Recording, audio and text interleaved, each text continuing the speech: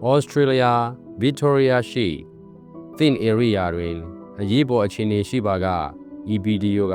သင်အားနားလည်စီရန်ကူညီပေးပါမည် Thin Area တွင်အရေးပေါ်အခြေအနေရှိပါကအရေးပေါ်ဝန်ဆောင်မှုများသည်လူများကိုဘေးကင်းစွာနေထိုင်ရန် area မှထွက်ခွာရန်ပြောနိုင်ပါသည်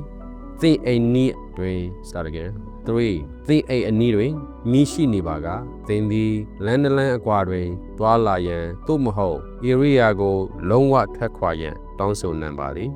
ကောင်းစီသည် ERC ဟုလည်းလူသိများသောအရေးပေါ်ကယ်ဆယ်ရေးစင်တာဟု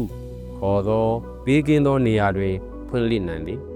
သင်သည်အနားယူရန်အစားအစာနှင့်ရေရယူရန်အရေးပေါ်ကယ်ဆယ်ရေးစင်တာသို့သွားနိုင်ပြီးဖြစ်ပျက်မှုများကိုရှာဖွေနိုင်သည်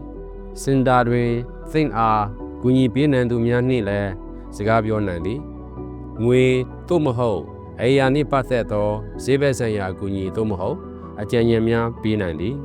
This emergency app တွင် emergency relief center ၏ဒီနေရာကိုသင်ရှာဖွေနိုင်ပါသည်ပြည်တွင်းသတင်းသို့မဟုတ်ရေဒီယိုကိုလည်းနားထောင်နိုင်ပါသည်သင်နှင့်သိမန်သားစုကိုကူညီရန်အရေးပေါ်ကယ်ဆယ်ရေးအရေးပေါ်အခြေအနေရှိရင်စင်တာကိုသွားပါအကူအညီနှင့်အထောက်ပံ့တွေရလိမ့်မယ်ကြည့်ရှုမှုအတွက်ကျေးဇူးတင်ပါသည် Begin ပါစေ